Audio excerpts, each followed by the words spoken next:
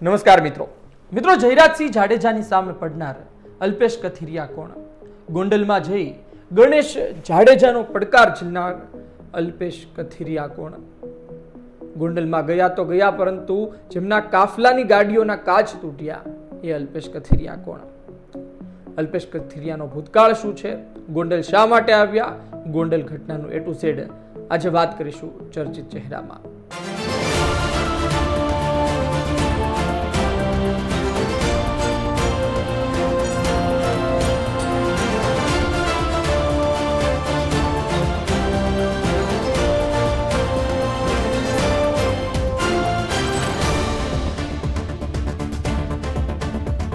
અલ્પેશ કથિરિયા ગુજરાતનો એક એવો લડાયક યુવાન કે જેણે પાટીદાર સમાજ માટે ઘણા કામો કર્યા.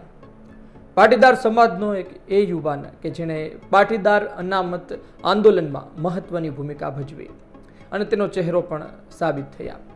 હાર્દિક પટેલને લોકો જાણે છે અને અલ્પેશ કથિરિયાને પણ આજ પાટીદાર અનામત આંદોલનથી લોકો જાણે છે. એનો ભૂતકાળ શું હતો અને શા માટે અત્યારના તેઓ ચર્ચાઈ રહ્યા છે? વાત કઈ તેવી છે કે ગોંડલ છેલ્લા લાંબા સમયથી ચર્ચામાં છે. ગોંડલમાં મારામારી, ગોંડલમાં ગુંડાગર્દી, ગોંડલમાં હત્યાઓ જાણે કે સામાન્ય હોય તેવી ઘટનાઓ ભૂતકાળમાં આવી ચૂકી છે. એ પછી સામાન્ય લોકો કરે તો પછીની વાત હોય, પરંતુ સત્તામાં બેઠેલા ધારાસભ્ય જો કરે અથવા તો તેમના પરિવારથી કંઈ કૃત્ય કરવામાં આવે ત્યારે મોટા સમાચાર બનતા હોય છે. વિનુ શિંગાળાની પ્રતિમા મૂકવાની વાત લઈને આ મામલો શરૂ થયો અને ત્યારબાદ ગણેશ ગોંડલે સુલતાનપુરની સભામાં કહ્યું હતું કે આડા પડજો, દિવસે પણ મારી ગાડીઓ ગોંડલમાં ફરતી હોય છે, અડધી રાત્રે પણ ફરતી હોય છે. અને ત્યારબાદ લોકોએ પણ કહ્યું હતું, ત્યાંના લોકોએ કે અહીં ભાડે ઘર લઈ લો, નહીં તમે આવો, ખાલી બોલો નહીં. એટલે એ પડકાર ઝીલવામાં આવ્યો અને અલ્પેશ કથિરિયા ગોંડલ ગયા હતા. અલ્પેશ કથિરિયા ગોંડલ ગયા. 27 એપ્રિલનો એ દિવસ અલ્પેશ કથિરિયા ગોંડલ પહોંચે છે. તેના વધામણા થવાની જગ્યાએ તેમના પર હુમલો થાય છે, તેમના કાફલા પર હુમલો થાય છે, ગાડીઓના કાચ તૂટે છે, લોકો તેમને ઘેરી વળે છે. ગણેશ ગોંડલ, જયરાજસિંહ જાડેજા તરફથી પ્રતિક્રિયા આવે છે. એ તો લોકોનો વિરોધ હોય, લોકો અમને ચાહે છે એટલા માટે અલ્પેશ કથિરિયાનો વિરોધ કર્યો, છેલ્લા લાંબા સમયથી બોલતા હતા અને લોકો સ્વયંભૂ બહાર આવે તો અમે શું કરીએ તેવા નિવેદનો તેમના આવ્યા. પણ વાત એ છે કે આ અલ્પેશ કથિરિયા ખરા અર્થમાં ગોંડલ પહોંચ્યા હતા શું કામ? તેની પાછળ પણ ખૂબ મોટી વાત છે. જે પહેલાં કહ્યું એમ છેલ્લા લાંબા વર્ષોથી ગોંડલની પ્રવૃત્તિ, ગોંડલમાં કાયદો અને વ્યવસ્થાની સ્થિતિ સતત સવાલોમાં રહી છે. ત્યાંના લોકો ભલે કહે, પરંતુ ત્યાંથી જે ઘટનાઓ બહાર આવતી રહી છે એ ચોક્કસ સવાલો ઊભા કરે છે. આ જ કારણોસર તેમની સામે અત્યારે મોરચો માંડ્યો છે અલ્પેશ કથિરિયાએ. અલ્પેશ કથિરિયા મૂળ અમરેલીના છે. આમ તો એ સુરતની વરાછા બેઠક પરથી પોતે ચૂંટણી લડ્યા, પરંતુ મૂળ અમરેલીના છે. અમરેલીમાં તેમનો જન્મ થયો અને ત્યારબાદ તેઓ સુરત પરિવાર સાથે સુરતમાં તેઓ રહ્યા. સુરતમાં જ તેમણે પોતાનું પ્રાથમિક અભ્યાસ પૂર્ણ કર્યો, સુરતમાં જ કોલેજ કરી અને LLB કર્યું, LLM કર્યું. આમ તો અલ્પેશ કથિરિયાની જે વાત છે એ LLBના 3જા વર્ષથી શરૂ થાય છે. LLBનું 3જું વર્ષ ચાલી રહ્યું હતું અને બીજી તરફ એક મોમેન્ટ જન્મ લઈ રહી હતી, એક આંદોલન જન્મ લઈ રહ્યું હતું, પાટીદાર અનામત આંદોલન. અલ્પેશ કથિરિયાને પણ એડમિશન લેવામાં મુશ્કેલી, અલ્પેશ કથિરિયા અને તેના આજુબાજુના લોકોને કડવો અનુભવ અને ત્યારબાદ પાટીદાર અનામત આંદોલનમાં તેઓ કૂદી પડે છે. શરૂઆતમાં માહોલ એટલો બધો ગંભીર નહોતો, પરંતુ ત્યારબાદ માહોલ વધુ ગંભીર બને છે અને 17 ઓગસ્ટની સુરતની રેલી મહત્વની ભૂમિકા ભજવે છે. આ રેલીમાં ઘણા ચહેરાઓ તમને જોવા મળ્યા હશે, પરંતુ અલ્પેશ કથિરિયાની મહેનત એક અલગ સ્તરે હતી. અલ્પેશ કથિરિયા ત્યારબાદ ચહેરો પણ બન્યા. સુરતની રેલીએ ગુજરાતને પણ મોટો સંદેશ આપ્યો કે આવનારા દિવસોમાં શું થવા જઈ રહ્યું છે. ગુજરાતમાં મોટા પડઘા પડ્યા, મુખ્યમંત્રી સુધી તે મેસેજ ગયો અને ત્યારબાદ GMDC અમદાવાદમાં એક વિશાળ જનસભા થઈ. એ જનસભાના પડઘા સીધા ભારતીય જનતા પાર્ટીના મુખ્યમંત્રી સુધી પડ્યા હતા, ભારતીય જનતા પાર્ટી સરકાર પર પડ્યા હતા અને ત્યારબાદ મુખ્યમંત્રી આનંદીબેન પટેલે પોતે રાજીનામું પણ આપ્યું હતું. વાત કઈ તેવી છે કે આ પાટીદાર અનામત આંદોલનથી તો ઘણા નેતાઓ બહાર આવ્યા. પાટીદાર અનામત આંદોલનમાં ખરા અર્થમાં ઘણા બધા લોકોએ પોતે મહેનત કરી અને સમાજ માટે અનામત લાવવાનો પ્રયત્ન કર્યો. પરંતુ તેમાંના કેટલાય લોકો આજે નેતા છે, કેટલાય લોકો રાજકારણમાં આવ્યા અને આજે સફળ રાજનેતા થઈને બેઠા છે. હાર્દિક પટેલ ધારાસભ્ય થઈને બેઠા છે. અલ્પેશ કથિરિયા પણ 2022માં ચૂંટણી લડ્યા હતા. આ બે મિત્ર. આમ તો અલ્પેશ કથિરિયા પણ તેમના માટે ચૂંટણી લડ્યા, પણ તેઓ હારી ગયા હતા. વાત કઈ તેવી છે કે તેઓ 2017ની ચૂંટણીમાં, સીધી વાત છે કે ભારતીય જનતા પાર્ટીની સામે મોરચો હોય, ત્યારબાદ આમ આદમી પાર્ટીને સુરતમાં કોર્પોરેટર અપાવવા, આમ આદમી પાર્ટી વિપક્ષ તરીકે સુરત મહાનગરપાલિકામાં બહાર આવે, પાટીદાર અનામત આંદોલન સમિતિના નેતાઓ, ધાર્મિક માલવ્યા સહિતના, અને ત્યારબાદ 2022ની ચૂંટણી આવતા તેઓ આમ આદમી પાર્ટીમાં જોડાઈ ગયા હતા. પોતાનો બેબાક અંદાજ, લડાયક અંદાજ અને આ તમામ સ્થિતિને એક મોટું વર્ચસ્વ, કારણ કે પાટીદાર અનામત આંદોલનમાં તેમણે જે કામ કર્યું પછી ગુજરાતભરમાં તેનો એક વર્ગ ઊભો થયો કે જે અલ્પેશ કથિરિયાને ઓળખે, અલ્પેશ કથિરિયા માટે કામ કરે, અલ્પેશ કથિરિયા આદેશ કરે, અલ્પેશ કથિરિયા વાત કરે તો તેનું પાલન કરે, તેને માથે ચડાવે. એવો વર્ગ ધીરે ધીરે ઊભો થવા લાગ્યો.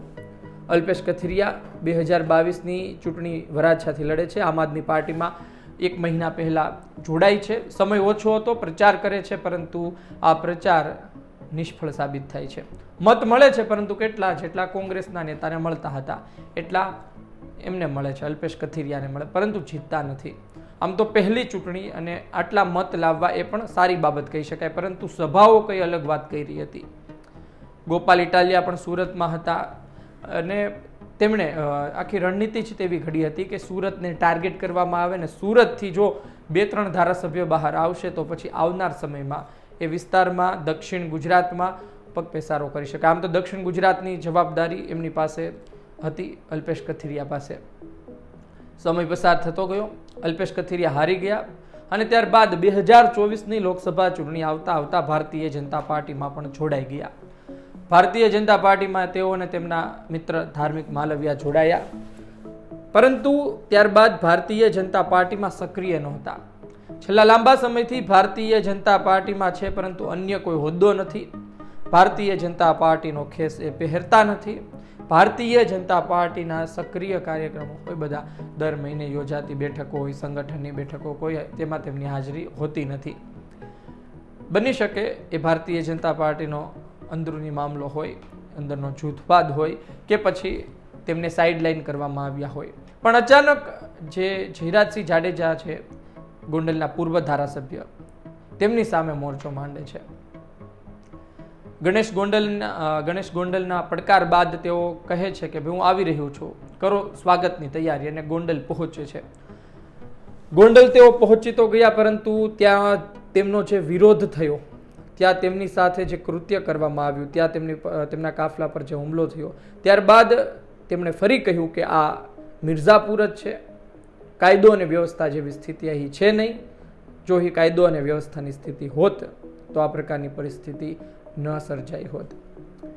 બીજી તરફ કેટલાય વિડીયો પણ વાયરલ થયા કે જેમાં ગણેશ ગોંડલ પોતે કહે છે કે કાયદો અને વ્યવસ્થાની સ્થિતિ જાળવવાની છે, આપણે એવું કશું પણ કામ ન કરતા કે જેમાં આપણે નીચું જોવું પડે. એવા વિડીયો પણ તેમના વાયરલ થયા. પરંતુ એ જે કહે છે કે સ્વયંભૂ રીતે બહાર આવ્યા હતા લોકો, એ સ્વયંભૂ રીતે આ બહાર આવેલા લોકો, કહેવાતા લોકોએ હુમલો કર્યો, કાચ તોડ્યા. આ વાત હતી અલ્પેશ કથિરિયાની.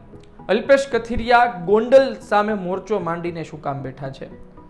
અમે જ્યારે વાત કરી હતી, ચૂંટણી લડવાની ઈચ્છા તો છે નહીં. જોકે તમામ આંદોલનકારીઓ પહેલાં તો એ જ કહેતા હોય છે કે ચૂંટણી નથી લડવાની, પરંતુ લડે છે. જ્યારે પાટીદાર અનામત આંદોલન હતું, કોને ખબર હતી કે ત્યારબાદ તેઓ ચૂંટણી લડશે? 2022માં લડ્યા ને, એટલે 2027માં પણ લડશે. સીધી વાત છે, ધારાસભ્ય કોને ન બનવું હોય?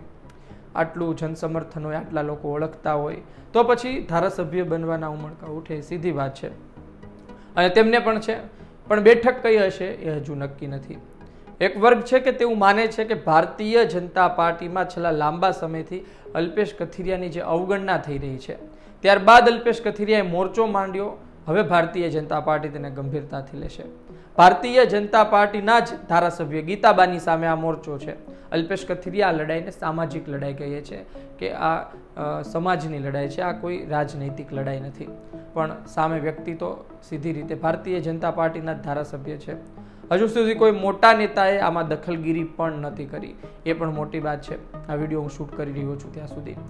હવે જોવું રહ્યું આવનાર સમયમાં શું થાય છે, કારણ કે અલ્પેશ કથિરિયા જો આ મામલો 2027 સુધી કન્ટિન્યુ ખેંચે છે, આ મામલો 27 સુધી ચલાવે છે, મોરચો 27 સુધી અકબંધ રાખે છે જયરાજસિંહ જાડેજા ગણેશ ગોંડલની સામે, તો નુકસાન તો થશે. સમાધાન ક્યાં થાય છે, કઈ શરતો સાથે થાય છે, એ પણ અતિ મહત્વનું રહેશે. ગોંડલથી તેઓ લડે એ વાતમાં એટલો દમ પણ નથી. સુરતથી વરાછાથી લડ્યા હતા, બીજા કોઈ વિસ્તારથી લડે, પરંતુ ગોંડલથી જ લડે તેવી સ્થિતિ હજુ પણ નથી. જયરાજસિંહ જાડેજાનો દબદબો એના વિસ્તારમાં આજની તારીખે પણ છે. એના મત તો ઓવરઓલ 22માં વધ્યા છે. એટલે કે આ સ્થિતિ છે. અલ્પેશ કથિરિયા શું કરવા જઈ રહ્યા છે? અલ્પેશ કથિરિયા ગોંડલ ગયા હતા, ત્યારબાદ ખોડલધામ ગયા હતા, અને ખોડલધામમાં તેમણે દિનેશ બાંભણિયા સહિત આગેવાનો સાથે વાત પણ કરી હતી. વાત એ છે કે ત્યારબાદ મનોજ પનારા ફરિયાદી બન્યા, સામે જેમણે હુમલો કર્યો હોય તેમના પર ફરિયાદ પણ દાખલ કરવામાં આવી હતી, અને અલ્પેશ કથિરિયાના સમર્થકો પર પણ ફરિયાદ, બંને પક્ષની પર ફરિયાદ દાખલ થઈ છે. જોઈએ શું થાય છે આવનાર સમયમાં. મામલો સળગ્યો છે તો પછી લાગે છે કે કંઈક તો આમાં પરિણામ આવશે. ગણેશ ગોંડલ સાચા છે, જયરાજસિંહ જાડેજા સાચા છે, અલ્પેશ કથિરિયા સાચા છે, જિગીશા પટેલ સાચા છે, ધાર્મિક માલવિયા સાચા છે. લોકો પોતપોતાનું કોમેન્ટ બોક્સમાં લખતા હોય છે, પોતપોતાના નેતા વિશે લખતા હોય છે, તેની વિશે ખરાબ વાતો સાંભળી શકતા નથી હોતા ઘણા તેમના સમર્થકો. આ બાબતે તમારું શું કહેવું છે? ફરી એક વખત લખજો, કોણ સાચું છે? અને અલ્પેશ કથિરિયાએ ખરા અર્થમાં જયરાજસિંહ જાડેજા સામે મોરચો માંડ્યો છે, કારણ કે આમ તો જયરાજસિંહ જાડેજા પત્રકાર પરિષદ પણ એટલી ના કરે, આમ તો ગીતાબા પણ એટલા મેદાને ના આવે. જયરાજસિંહ જાડેજા, ગીતાબા અને ગણેશ ગોંડલ ત્રણેય મેદાને હતા એ દિવસે તો, અને ગણેશ ગોંડલે પણ પોતે એટલા ઇન્ટરવ્યૂ આપ્યા, એણે પણ પોતે ચોખવટ કરીને એ પણ મેદાને આવ્યા, કારણ કે બોલવું જરૂરી હતું. તો આટલી ગંભીરતા જો જાડેજા પરિવાર લે છે, તેની પાછળનો અર્થ શું? અલ્પેશ કથિરિયા ધારાસભ્ય પણ નથી, એટલા મોટા નેતા પણ નથી, સામાજિક આગેવાન છે, એની એન્ટ્રીથી કેમ આટલી મોટી અસર પડી? કેમ આટલા લોકો રસ્તા પર આવ્યા? આટલો વિરોધ કેમ થયો? આપનું શું કહેવું છે? કોમેન્ટ બોક્સમાં જરૂરથી જણાવજો. આ વિડીયો પસંદ આવ્યો હોય, આ માહિતી પસંદ આવી હોય તો લાઈક કરજો, શેર કરજો, જેમને ખબર નથી તેમના સુધી પહોંચાડજો. આવતા અઠવાડિયે ફરી મળીશું એક નવા ચહેરા સાથે કે જેની સતત ચર્ચા રહી હોય, ચર્ચિત ચહેરામાં તેની વાત કરીશું. ફરી મળીશું. ધન્યવાદ.